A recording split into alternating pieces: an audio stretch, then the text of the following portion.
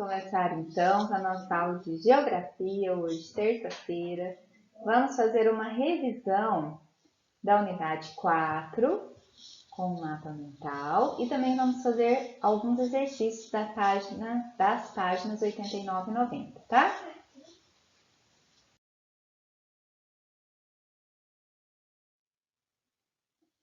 O mapa mental, eu precisei dividi-lo em dois, porque o conteúdo é bastante extenso, tá? Então, vamos lá. Nossa unidade 4, ela tem como título quem são os responsáveis pelos municípios e estados. Então, nós falamos, pessoal, que para a administração, ela é organizada, né, de uma forma que ela foi dividida. Houve regionalizações. Por quê? Para facilitar essa administração, para eles poderem administrar territórios menores, né? Vai facilitar a efetividade dessa administração, tá? E como são essas divisões, essas regionalizações? A gente já estudou, né, que o Brasil, por exemplo, ele é dividido em unidades federativas, que são os estados, e também no Brasil nós temos 5 regiões. Então, vamos ver o governo do estado, né? O governo do estado, ele está localizado, a sede do governo do estado está localizada em um município. E esse município que abriga a sede do governo estadual é chamado de capital do estado.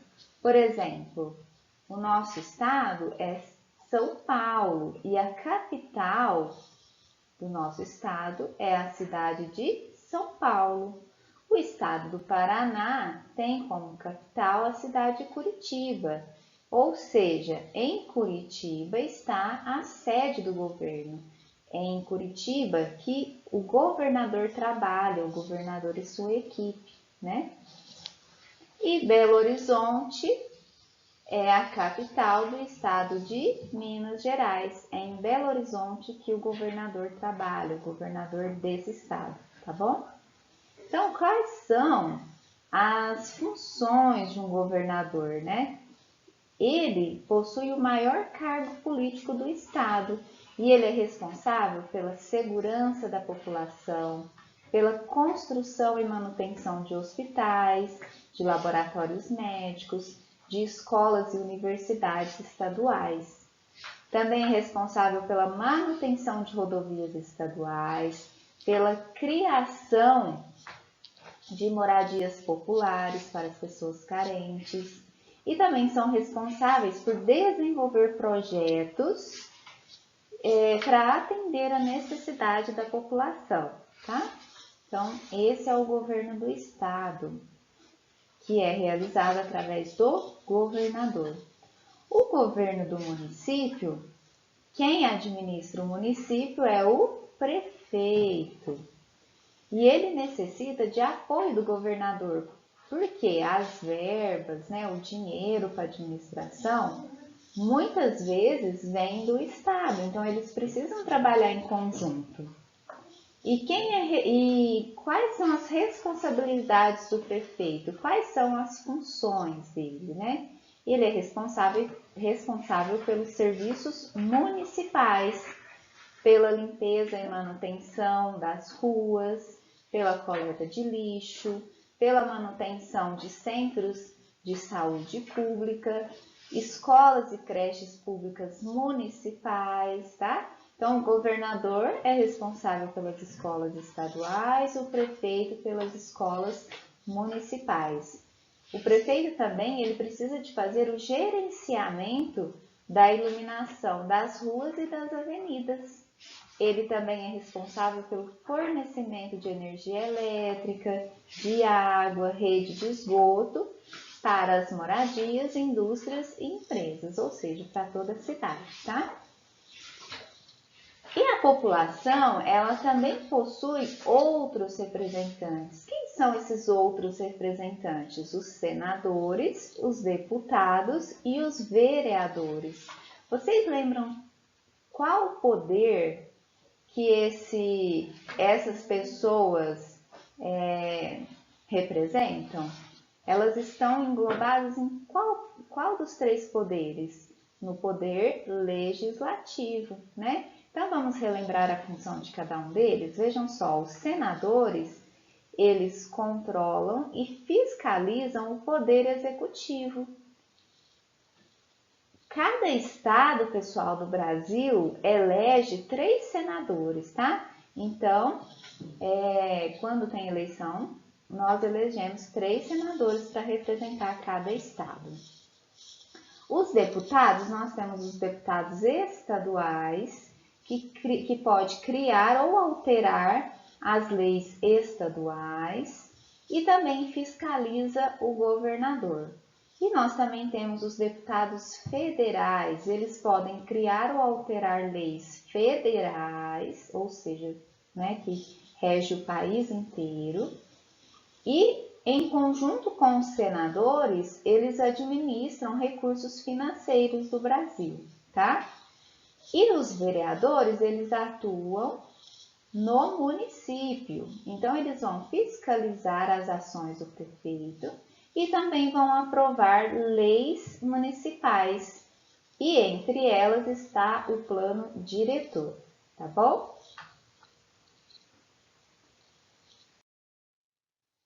Na segunda parte do mapa mental, nós vamos falar sobre a participação popular, participação das pessoas na administração pública, na administração do nosso país, do nosso estado, principalmente do nosso município, tá?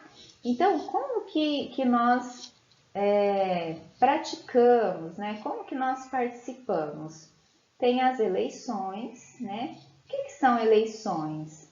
É o fato das pessoas indicarem integrantes para ocupar cargo. E como que é feita essa eleição? Como que é feita essa indicação, essa escolha? Por meio do voto, né? O voto, ele é secreto. Então, quando tem eleições, nós vamos escolher os representantes, nossos representantes. Então, a gente vai lá votar, né? O nosso voto eletrônico através da urna eletrônica. Tem países que ainda usam a cédula. Como que é essa cédula? É um papelzinho que você vai lá e vai marcar um X no seu candidato, tá bom? O Brasil, ele elege representantes do poder executivo e do poder legislativo. Esses são os cargos que a gente elege através do voto, tá? E o voto, ele é secreto, ele é obrigatório. Quem é obrigado a votar, que tem que votar, são pessoas entre 18 e 70 anos de idade. E ele é facultativo. O que significa a palavra facultativo, pessoal? É que se quiser, ele pode votar, mas não é obrigado. Então, pessoas a partir de 16 anos e de 70 anos, entre 16 e 18 anos, né? Elas podem votar se quiserem, não são obrigadas, somente a partir de 18 anos. E pessoas acima de 70 anos, elas não são mais obrigadas a votar, porém, se elas quiserem, né, exercer a sua participação, elas ainda podem fazer isso, tá? As eleições, elas são chamadas de diretas quando o povo elege os seus representantes. Então, o povo vai eleger cada um dos seus representantes. Vai eleger os vereadores, o prefeito, o governador, os deputados, né? Os deputados estaduais e federais, os senadores e o presidente. Outro tipo de participação popular na administração da nossa cidade é o plano diretor. O que é o plano diretor? É uma lei municipal que ela vai falar sobre o futuro do município. Ela determina o futuro do município, organiza o seu crescimento e o seu funcionamento, tá? Então, através desse plano diretor, é que vai ser determinado, por exemplo, num bairro, onde que serão as ruas que poderão ter comércio. Não são todas as ruas que têm essa autorização. Isso é o plano diretor que determina, tá? Por exemplo, o plano diretor também determina uma área industrial da cidade. Onde eu posso construir uma indústria? Não é em qualquer lugar. Tem o local adequado. Para que isso, pessoal? Para poder facilitar o funcionamento da cidade, né? Eles vão determinar regiões que comportam um movimento maior de trânsito, né? Um movimento maior de pessoas, tá? Através desse plano diretor, os políticos eles vão ser subordinados a essa lei. Então, eles precisam de seguir esse plano diretor. E qual que é a função? Eles seguindo esse plano diretor, eles vão estar beneficiando a população, tá? O plano diretor ele também tem outra função, que é favorecer as decisões. Então, se o prefeito precisa tomar uma decisão, ele vai consultar o plano diretor. O que vai ser melhor a ser feito, né? Lá já está todo não um cronograma, mas um desenho, né? De onde que pode ser as coisas, como vai ser melhor o crescimento da cidade, tá? E esse plano diretor, pessoal, ele tem a participação das pessoas, tá? Não é feito só pelos políticos. As pessoas participam também da elaboração desse plano diretor. Outra forma de participação popular é o Conselho Municipal. Ele tem a função de aproximar os governantes e a população. Como que funciona isso? Os conselhos, eles são formados por pessoas do governo, então pessoas que representam o governo e pessoas que representam a população. E aí, eles vão discutir os problemas, né? Eles vão marcar reuniões, vão discutir os problemas e a função dele vai ser solucionar esses problemas levados pela população e beneficiar a todos, né? De uma forma geral. Porque quando a população fala o que ela precisa, o governante escuta, né? Ele é um momento de ouvir as necessidades da população. E aí vai haver uma discussão, o que dá para ser feito, o que não dá para ser feito, vão pensar em alternativas e resolver os problemas, beneficiando a população, tá? Nós temos como exemplo de conselhos o Conselho de Saúde, de Educação, de Transporte, de Meio Ambiente, que vai discutir assuntos relacionados a cada área, tá? Outra forma de participação é a Câmara de Vereadores. Qual que é a função da Câmara de Vereadores? É a aprovação de leis. E como que funciona? É assim, ó, o prefeito ele vai ouvir a população e vai criar um projeto de lei para favorecer a população, para resolver algum problema. Depois que ele criou esse projeto, ele vai enviar o projeto para a Câmara dos Vereadores. Quando esse projeto chega lá, os vereadores, pessoal, vão rediscutir o projeto. Então, eles vão analisar tudo que o prefeito escreveu nesse projeto, o que o prefeito está pensando em fazer, quais as intenções dele, se realmente é para beneficiar a população. E aí os vereadores também podem incluir melhoras. Por exemplo, se tem um trecho lá do projeto que eles acham que não está bem elaborado, que não vai favorecer a população, eles podem alterar apenas esse trecho, tá? E aí depois que eles rediscutem e fazem alterações ou não, se eles acharem que não precisa, eles vão retornar o projeto para o prefeito. Aí o prefeito vai analisar. Se ele concordar com as alterações que os vereadores fizeram, ele vai sancionar a lei. Caso ele não concorde, ele vai alterar novamente e aí volta o processo. Ele volta o projeto para a Câmara dos Vereadores, os vereadores vão rediscutir. Se tiver tudo ok, ele retorna para o prefeito, que vai sancionar a lei e vai entrar em vigor, tá bom? Bom, pessoal, a gente pediu para um vereador da nossa cidade, ele chama Fernando Guimarães. Ele é pai de 2 alunos do Fundamental 2. Ele é vereador da nossa cidade E nós, as professoras, nós entramos em contato com ele e pedimos para ele falar um pouquinho sobre o plano diretor. Ficou bem legal o vídeo deles, então, o vídeo dele. Então vamos prestar atenção na contribuição que ele tem para nós, tá?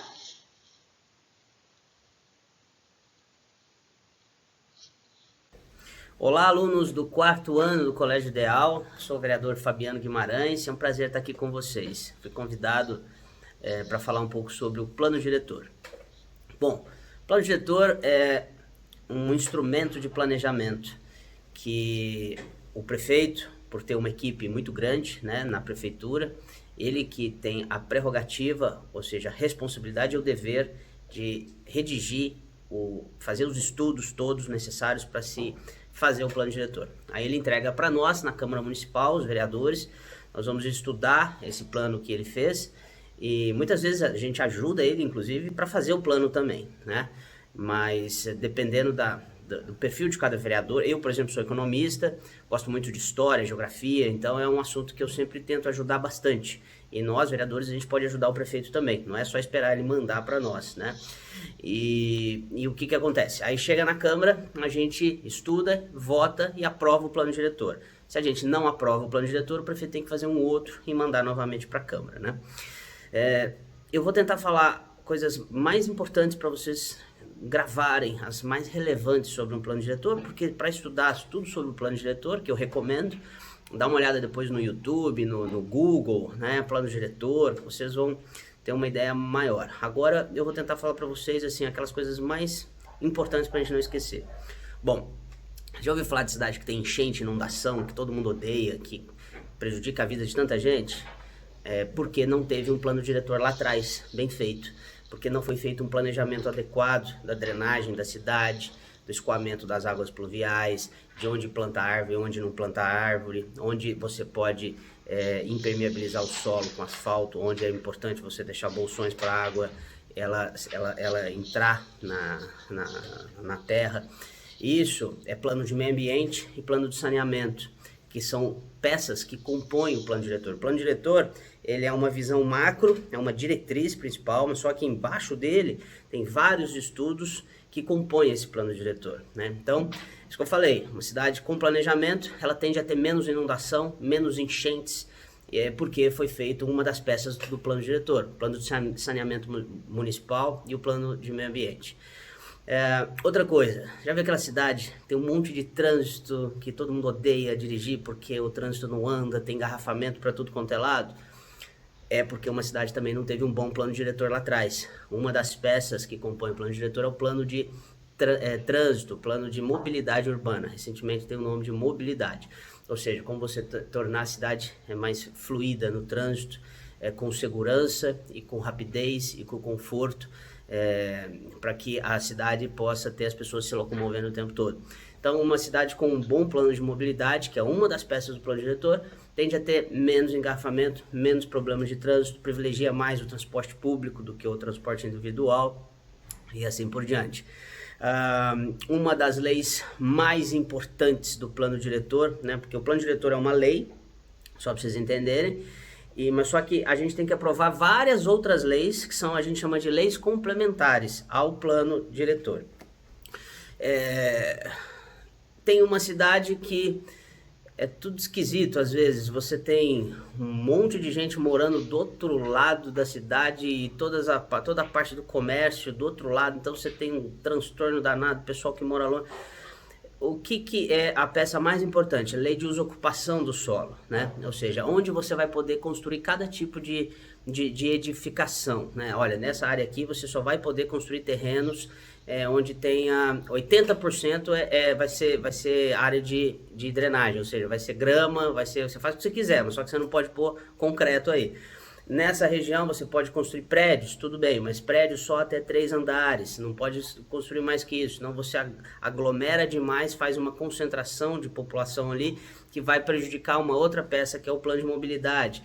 Então, se você coloca muita gente, adensa muito uma região da cidade, você acaba tendo outros problemas ambientais, de trânsito e assim por diante. Então, a lei de uso e ocupação do solo ela diz, como o próprio nome diz, de que forma o solo do município vai ser ocupado.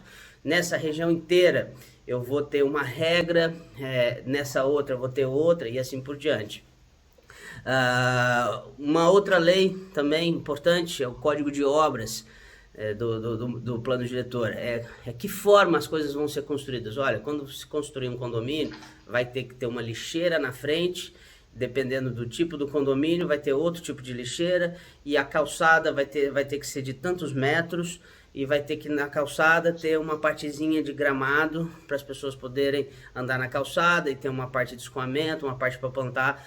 Por que você já viu aquelas calçadas com aquelas árvores estourando todo a calçada? Porque não teve um bom código de obras. E você saiu plantando árvore de qualquer jeito, e aí no futuro vai estourar as calçadas, vai prejudicar o pedestre. O que mais que eu posso dizer? O plano diretor é muito grande. Tem outras peças do plano diretor que não são diretamente ligados a questões de edificação, como Plano Municipal de Educação, Plano Municipal de Turismo, Plano Municipal de Desenvolvimento Econômico, tem uma série de outros planos de habitação de interesse social. O plano diretor pode ter umas 20 peças complementares, né? Tem cidades que são mais complexas e cidades que são menos complicadas. Ribeirão é uma cidade complicada, é uma cidade complexa, uma cidade grande, e a gente, nesse governo, a gente tá trabalhando muito em cima do plano diretor. Já aprovamos as diretrizes, ou seja, já aprovei, eu votei a favor do plano municipal, do plano diretor de Ribeirão Preto. Mas algumas peças já foram aprovadas, outras, por exemplo, a gente está estudando código de postura, a gente está estudando o de mobilidade, para a gente poder votar. E, como eu disse, uma cidade que se planeja bem é uma cidade que evita ter problemas futuros. Os problemas que Ribeirão Preto enfrentou nas últimas décadas, 20 anos, 15 anos, como eu falei, de trânsito, de enchente, de uma série de questões, são problemas de falta de planejamento há 30, 40 anos atrás. Então, planejar é fundamental. Uma cidade que tem um bom plano diretor é uma cidade que atrai mais investimentos, é uma cidade mais segura para se viver, é uma cidade com melhor qualidade de vida. Então, um bom plano diretor exige um bom prefeito e bons vereadores estudados, bem formados, que passaram por boas escolas, que têm uma boa formação, que levam a política de uma forma muito séria. E é isso que nós esperamos dos nossos representantes políticos e da população na votação do plano diretor.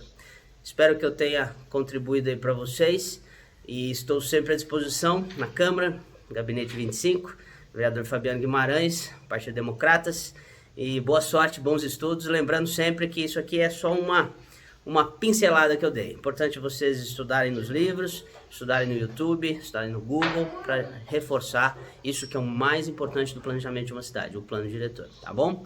Um abraço, fiquem com Deus, beijo a todos aí no meu grandioso Colégio Ideal, que eu gosto tanto.